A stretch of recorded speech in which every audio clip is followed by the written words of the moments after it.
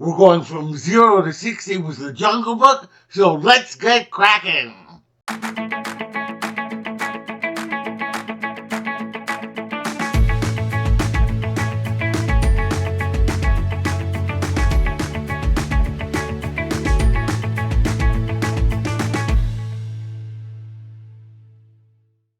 Hello all my explorers and welcome back to Loren's Adventures Out There.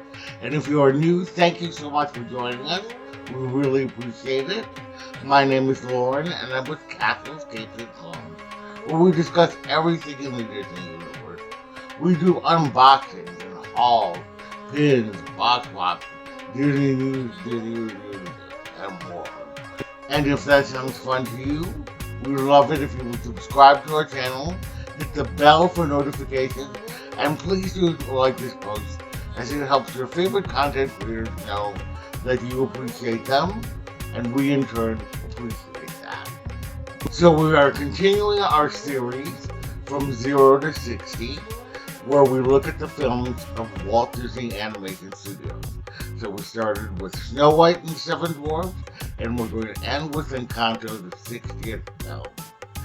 Today, we are going to be talking about a film at the end of an era, and that is The Jungle Book, which was based on a book by Rudyard Kipling about a little boy who was saved by a Black Panther, Bagheera, and basically raised him. Several adventures happen through the film. Mowgli meets a big bear named Baloo, who says that he will keep him safe, he'll raise him without taking him to the man village.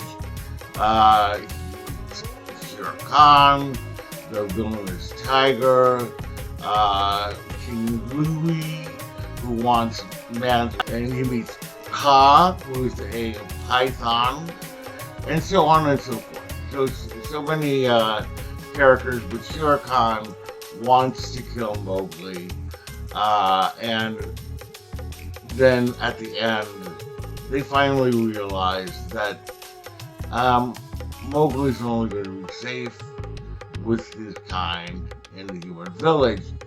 And at the end, he sees a little girl with a little thing on her head, water container on her head, and she's singing a beautiful song, and Mowgli decides to go to the man village, and that's the way it ends. So,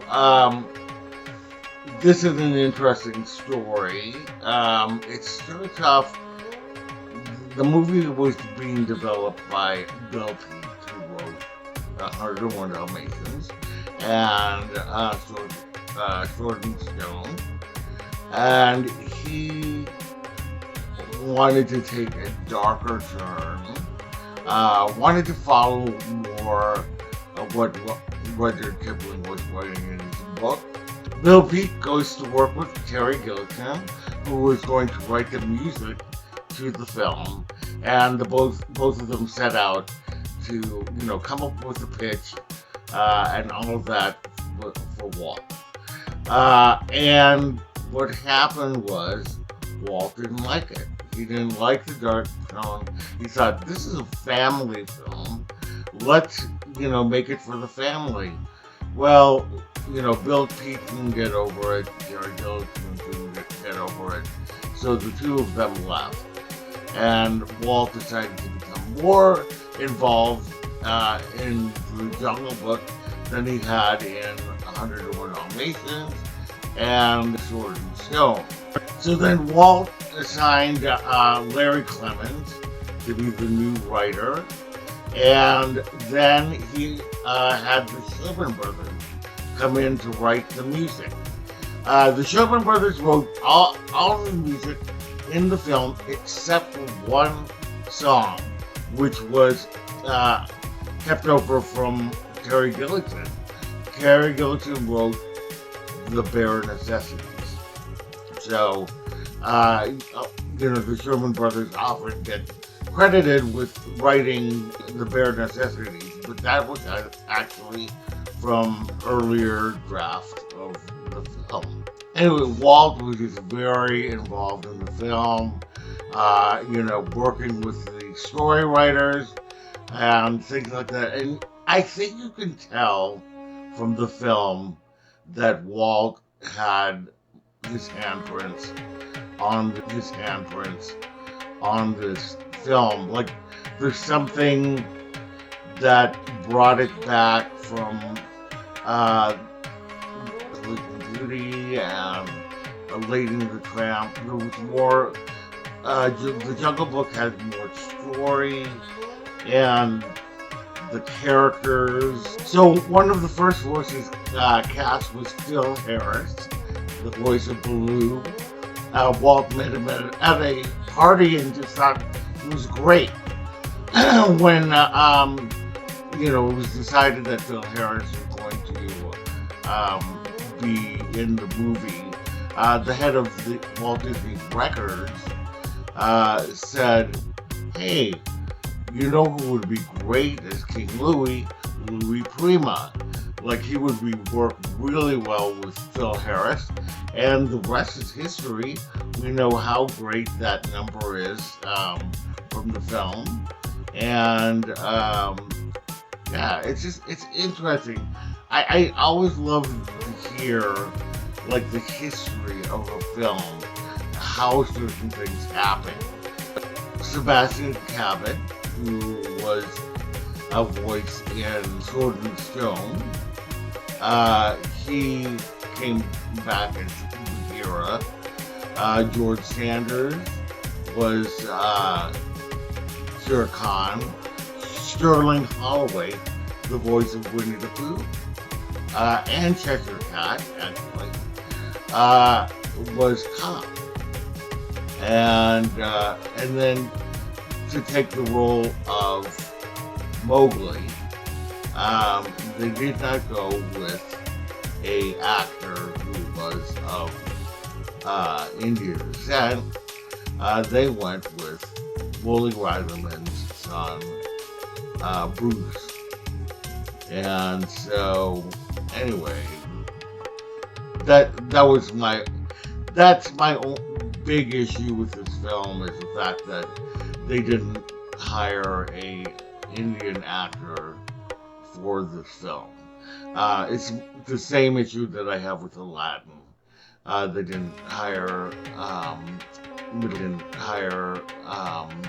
Middle Eastern actors for the role, and it's hard for me to accept that the characters are people of color because of that.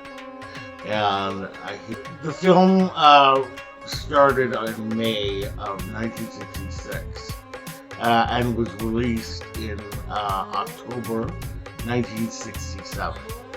That was unfortunately 10 months after Walt Disney died in December of 1966. And it's sad to have had Walt pass, that he was so involved in such a great film. You could see animation really started hurting after he died. Even though a lot of the films are some of my favorite films, I can tell that, Walt was no longer involved. The Nine Old Men started leaving, and so on and so forth. So, anyway, I'm glad today that we could celebrate such a great film as The Jungle Book. Next, we will go on to the Aristocats.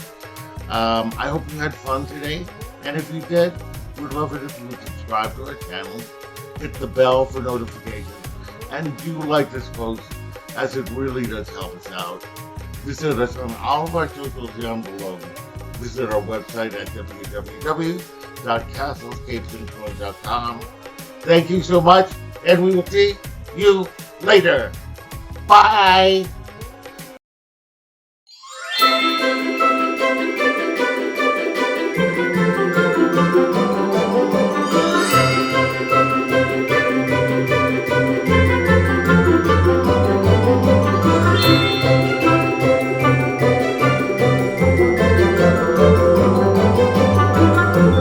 Bye.